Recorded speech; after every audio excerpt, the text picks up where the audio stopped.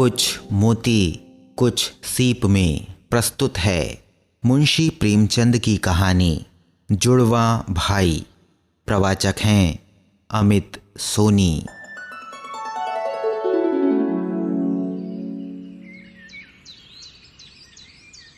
कभी कभी मूर्ख मर्द ज़रा ज़रा सी बात पर औरतों को पीटा करते हैं। एक गांव में ऐसा ही एक किसान था। उसकी औरत से कोई छोटा सा नुकसान भी हो जाता तो वो उसे बगैर मारे ना छोड़ता। एक दिन बछड़ा गाय का दूध पी गया। इस पर किसान इतना झल्लाया कि औरत को कई लातें जमाई। बेचारी रोती हुई घर से भागी। उसे ये ना मालूम था कि मैं कहाँ जा रही हूँ। वो किसी ऐसी जगह भाग जाना चाहती थी जहाँ उसका शौहर उसे फिर ना पा सके।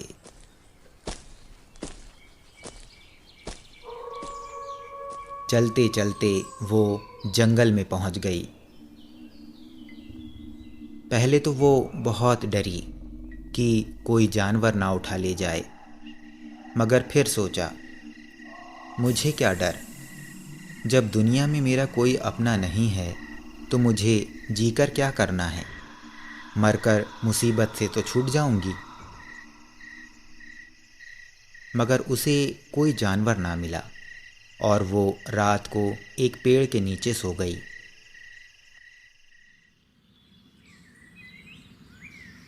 दूसरे दिन उसने उसी जंगल में एक छोटी सी झोपड़ी बना ली और उसमें रहने लगी। लकड़ी और फूस की कोई कमी थी ही नहीं। मूंज भी इफरात से थी। दिन भर में झोपड़ी तैयार हो गई। अब वो जंगल में लकड़ियाँ बटोरती और उन्हें आसपास के गांवों में बेचकर खाने पीने का सामान खरीद लाती। इसी तरह उसके दिन कटने लगे। कुछ दिनों के बाद उस औरत के जुड़वां लड़के पैदा हुए।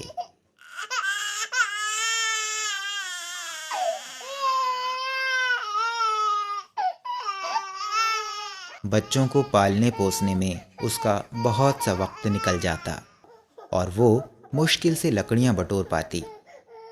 उसे अब रात को भी काम करना पड़ता, मगर इतनी मुसीबत झेलने पर भी वो अपने शौहर के घर ना जाती थी।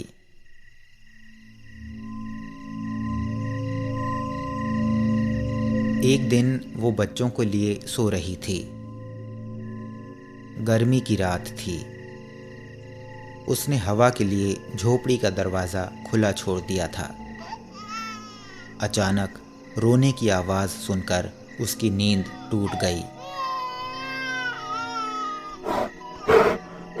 कि एक बड़ा भारी भालू उसके एक बच्चे को उठाए लिए जा रहा है।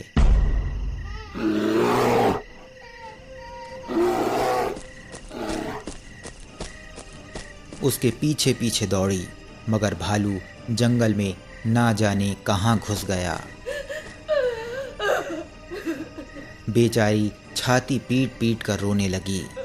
थोड़ी देर में उसे दूसरे लड़के की याद आई। भागती हुई झोपड़ी में आई, मगर देखा कि दूसरे लड़के का भी पता नहीं।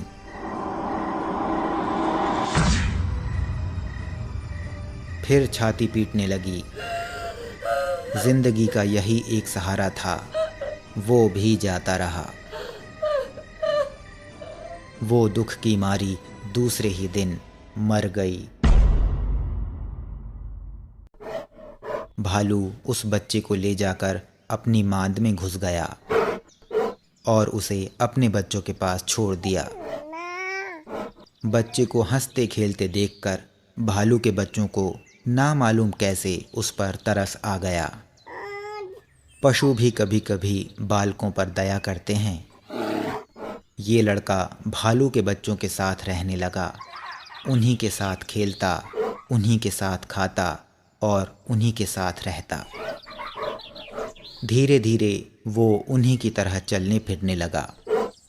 उसकी सारी आदतें जानवरों की सी हो गईं।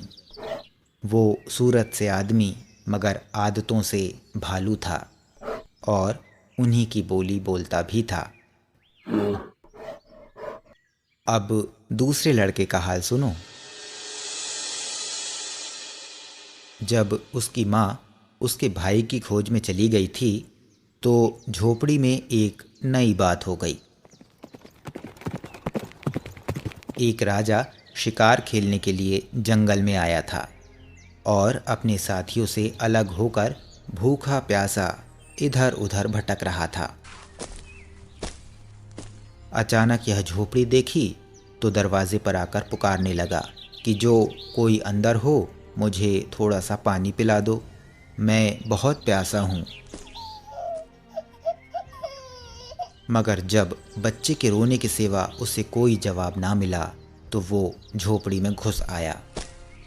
देखा कि एक बच्चा पड़ा रो रहा है और यहाँ कोई नहीं है।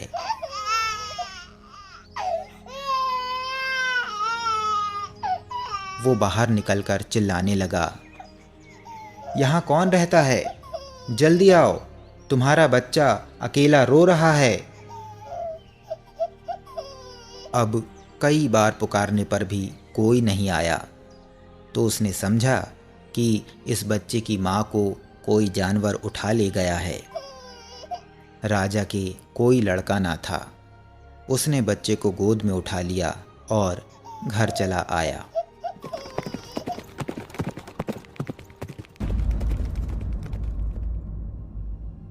बीस वर्ष बीत गए। किसान का अनाथ बच्चा राजा हो गया। वो बड़ा विद्वान और चतुर निकला। बहादुर भी ऐसा कि इतनी सी उम्र में उसने अपने बहुत से दुश्मनों को हरा दिया।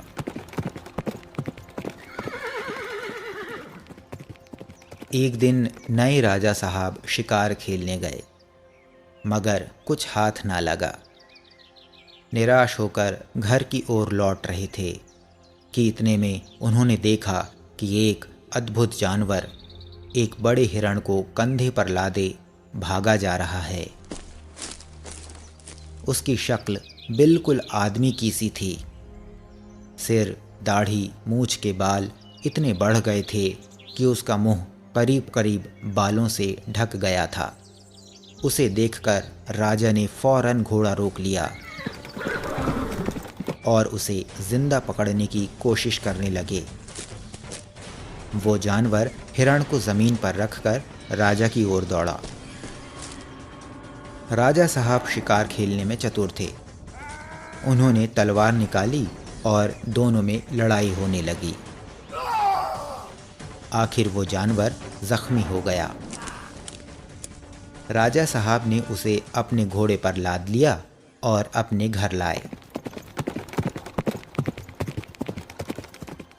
कुछ दिनों तक तो वो पिंजड़े में बंद रखा गया, फिर कभी कभी बाहर निकाला जाने लगा।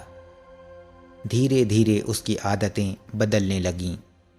वो आदमियों की तरह चलने लगा और आदमियों की तरह बोलने भी लगा। उसके बाल काट दिए गए और कपड़े पहना दिए गए।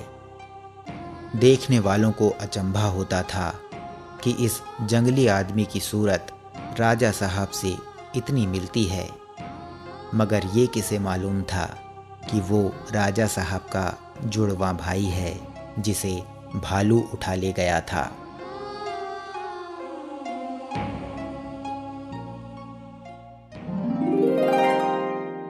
ये थी मुंशी प्रेमचंद की कहानी जुड़वा भाई।